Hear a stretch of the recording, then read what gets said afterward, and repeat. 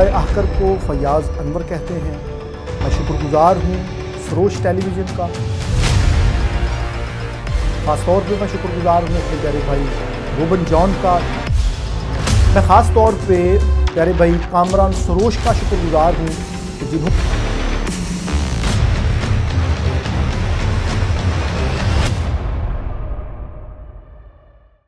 خدا یسوع المسیح کے قادر جلالی بابرکت و عظیم نام میں تمام بھائیوں اور بہنوں کو خاکسار فیاض انور کا سلام قبول ہو۔ جیسا کہ آپ سب جانتے ہیں کہ 1 سے 50 تک بائبلی اعداد کے معنی و مفہوم کے ساتھ ہم نے ایک سلسلے کو شروع کیا، اور آج اس سلسلے کی تیسری ویڈیو ہے۔ اس میں ہم اس کتاب کو بیان کرتے ہیں جس کا نام ہے 1 سے 50 تک بائبلی اعداد کے معنی و مفہوم۔ تو جیسا کہ آپ سب جانتے ہیں، پہلی ویڈیو میں ہم نے 5 اعداد کے بارے میں جانا کہ کس طرح سے 1 کا عدد توحید، وحدانیت اور اتحاد کو ظاہر کرتا ہے، 2 کا عدد بائبل مقدس میں تقسیم، 2 گواہوں، 3 کا عدد الہی کاملیت اور تکمیل کو ظاہر کرتا ہے، 4 کا عدد زمین اور مادی تخلیق کو ظاہر کرتا ہے، 5 کا عدد فضل اور بخشش کو ظاہر کرتا ہے، اور اسی طرح 6 کا عدد انسان کا عدد ہے، 7 کا عدد تکمیل، اتمام اور روحانی کاملیت، اور 8 کا عدد نئی پیدائش اور نئے آغاز کا عدد ہے، 9 کا عدد ملاحظے اور جائزے کا عدد ہے، اور اسی طرح سے 10 کا عدد قانون، الہی حکم اور شریعت کا عدد ہے۔ تو میرے عزیزو، آج ہم بڑھیں گے 11 کے عدد کی جانب۔ تو 11 کا عدد عبرانی کے 2 حروف سے لکھا جاتا ہے، یود اور الف۔ تو یہ 11 کا عدد ادھورے پن، عدم تکمیل، بے ترتیبی اور ناتمامی کا عدد ہے۔ عبرانی میں 11 کے عدد کو 2 حروف یود اور الف سے لکھا جاتا ہے، اور یود کے معنی ہاتھ اور الف طاقت کو ظاہر کرتا ہے۔ یوں یہ ہاتھ کی قدرت اور طاقت کو ظاہر کرتا ہے۔ انسان کا خدا کے بغیر کام ناتمام اور بے ترتیبی ہے۔ اور اسی طرح جب میرے عزیزو ہم دیکھیں یوسف کے کھو جانے کے بعد اس کے بھائیوں کی تعداد 11 رہ گئی۔ بھائیوں کی تعداد کا 11 ہونا بے ترتیبی کی ایک بڑی درست تصویر ہے۔ تو اگر ہم یرمیہ کی کتاب کے 39ویں باب کی 2 آیت کا مطالعہ کریں تو بابلیوں نے یروشلم کو صدقیہ بادشاہ کی سلطنت کے 11ویں سال تباہ کیا۔ یہودا نے جب یسوع مسیح کو پکڑوایا اور اس کی پھانسی لینے کے بعد شاگردوں کی تعداد 11 رہ گئی، کیونکہ 11 کا عدد ناتمامی، ادھورے پن کا عدد ہے، عدم تکمیل کا عدد ہے۔ اس لیے پینتیکوس کے دن سب سے پہلے پترس نے اس 11 کی تعداد کو فوراً 12 کیا تاکہ ادھورا پن ختم ہو سکے۔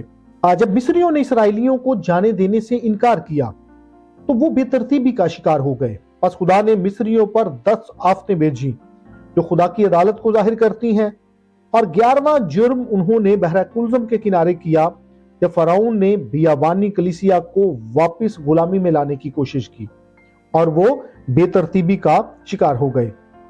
اور اسی طرح جب ہم 12 کے عدد کی جانب بڑھیں تو عبرانی میں 12 کا عدد 2 حروف یود اور بیت سے لکھا جاتا ہے، اور 12 کا عدد حکومتی کاملیت کو ظاہر کرتا ہے۔ اور جب ہم دیکھیں خداوند یسوع مسیح کے شاگردوں کی تعداد 12 تھی۔ کیوں 12 تھی؟ کیونکہ 12 کا عدد حکومتی کاملیت اور اختیار کو ظاہر کرتا ہے۔ عہد عتیق میں جب ہم دیکھیں اسماعیل سے 12 سرداروں کے نکلنے کا ہمیں ذکر ملتا ہے۔ ہیکل میں 12 بے خمیری روٹیاں ہوتی، اور ہر قبیلے میں سے جب ہم دیکھتے ہیں تو ہر قبیلے میں سے 12 ہزار کی تعداد ہمیں نظر آتی ہے، اور کلیسیا 12 ستاروں کا تاج پہنے گی۔ اور اسی طرح جب ہم نئے یروشلم کی جانب بڑھیں تو مکاشفہ کی کتاب میں ہم دیکھتے ہیں کہ نئے یروشلم کی 12 بنیادیں ہیں، اس کے 12 دروازے، اور دروازوں پر 12 فرشتے ہیں، اور 12 دروازوں پر ہمیں 12 موتیوں کا ذکر ملے گا جب ہم مکاشفہ کی کتاب کا مطالعہ کریں گے۔ اور اس شہر کی دیوار کی اونچائی 144 ہاتھ، جو کہ آئین 12 × 12 کہ 12 کا عدد اختیار اور حکومتی کاملیت کا عدد ہے۔ اور خداوند یسوع مسیح نے 12 تختوں کے بارے میں بات کی جن پر 12 رسول بیٹھ کر اسرائیل کے 12 قبیلوں کا انصاف کریں گے۔ اور عہد عتیق میں جب ہم سلیمان کے منصبداروں کا ذکر پڑھیں تو وہاں پر بھی ہمیں ملے گا کہ اس نے 12 منصبداروں کو مقرر کیا۔ تو یوں یہ تمام چیزیں اس بات پر صداقت کی مہر کو ثبت کرتی ہیں کہ بائبل مقدس میں جو 12 کا عدد ہے وہ اختیار اور حکومتی کاملیت کا عدد ہے، تو 13 کا عدد عبرانی کے 2 حروف یود اور گیمل سے لکھا جاتا ہے۔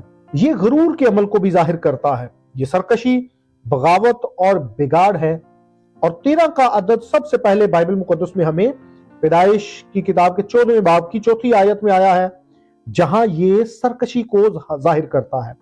جب ہم مرکس کی انجیل کا مطالعہ کریں تو خداوند یسوع مسیح نے وہاں پہ 13 گناہوں کا ذکر کیا ہے جو انسان کے دل سے نکلتے ہیں، اور لفظ اژدہا اس کا ذکر 13 مرتبہ مکاشفہ کی کتاب میں آیا ہے، اور 13 کا عدد سرکشی، بگاڑ اور بغاوت کو ظاہر کرتا ہے۔ تو جو 14 کا عدد ہے یہ عبرانی کے 2 حروف یود اور دالت سے لکھا جاتا ہے، اور یہ رہائی، آزادی اور چھٹکارے کا عدد ہے۔ بنی اسرائیل فسح کے موقع پر جب مصر سے رہا ہوئے تو پہلے مہینے کی وہ 14 تاریخ تھی جب فسح کے برے کو ذبح کیا گیا۔ جب پالوس روم کی طرف جا رہا تھا تو ان کا جہاز طوفان کی زد میں آ گیا اور وہ 14ویں دن آزاد ہوئے، اور اس کا ذکر ہم اعمال کی کتاب کے 27ویں باب میں پڑھ سکتے ہیں۔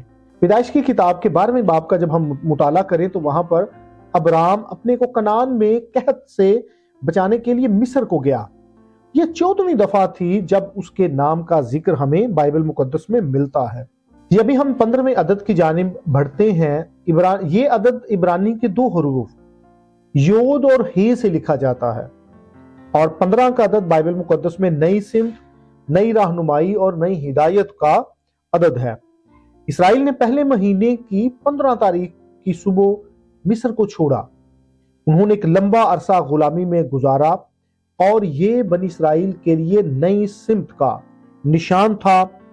اور 15ویں دفعہ جب ہم نوح کے نام کا ذکر پڑھیں جو پیدائش کی کتاب کے 7ویں باب کی 7ویں آیت میں ہوا ہے، تب نوح اور اس کے بیٹے اور اس کی بیوی اور اس کے بیٹوں کی بیویاں اس کے ساتھ طوفان کے پانی سے بچنے کے لیے کشتی میں گئے۔